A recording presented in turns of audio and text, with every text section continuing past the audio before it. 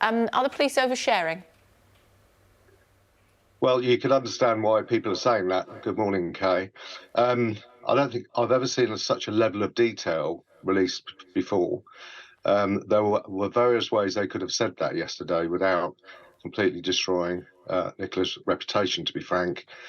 And you have to ask why they're doing that now. If they'd released that on day one, it would have completely changed the dynamic and the coverage of this story, and perhaps prevented it becoming the juggernaut story it now is. So I'm confused why they've done what they've done now. You can understand why some people are saying it's victim blaming to protect their own reputation. I can't see how it progresses the case any further forward to 3 weeks in, to be frank. We'll have to wait to see, but I've got to say this case, more than any other missing person case I've been involved with over the years, has constantly led back to alleged mistakes by the police themselves. Reports of concern for welfare. The police went to the house 2 weeks before. That sort of information as well would suggest a different line of inquiry, surely?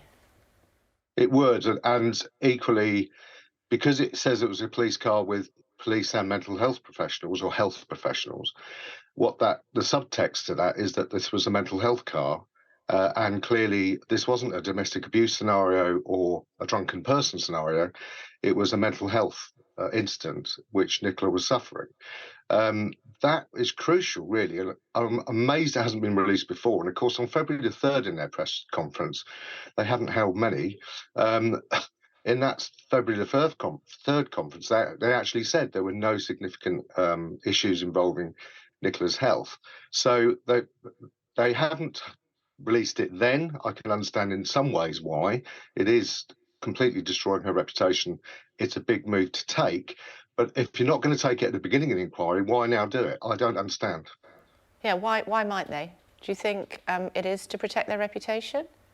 Well, there's a lot of commentators this morning saying it's to protect their reputation. Lancashire police haven't come out of this inquiry well, whilst there's clearly some really dedicated and competent professionals trying to find Nicola. The media strategy and the media team in this inquiry are definitely lacking, and I've never seen such poor media handling. And that's why this story's become the story it has, because they either didn't hold a press conference or they held a press conference and what they said at the press conference was questionable. Yeah. Do you think the police should be releasing their working hypotheses? A former peer of yours, a former detective chief inspector, saying that this is not the thing to do. I don't agree with that. In Sarah Payne, we had 9 hypotheses as to what happened to Sarah. Sadly, one of them was that she'd been kidnapped by a stranger, and that's what happened. In this scenario, there's 7 hypotheses, and you cannot expect the public to get behind you and help you solve a case if you don't tell them what you think has happened. So I don't agree with my peer, no. I think working hypothesis helps the public understand the situation, helps the family understand the situation, and also helps the public understand why the police do what they do.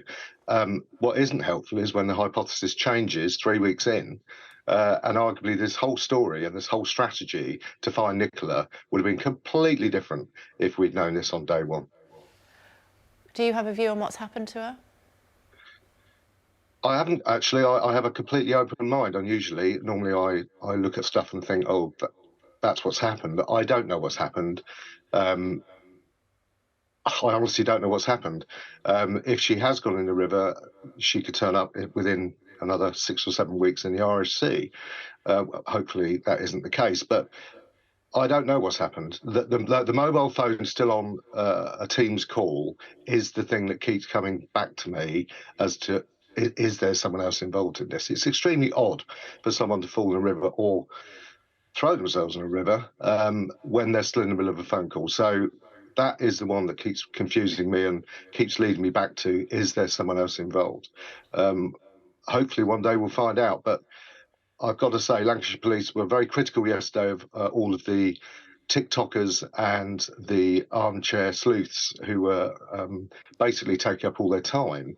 But actually, they have appeared in this inquiry in unprecedented volume because the police didn't talk.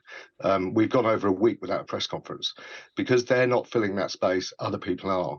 So I am very critical of Lancashire Police. I think their media strategy has been poor.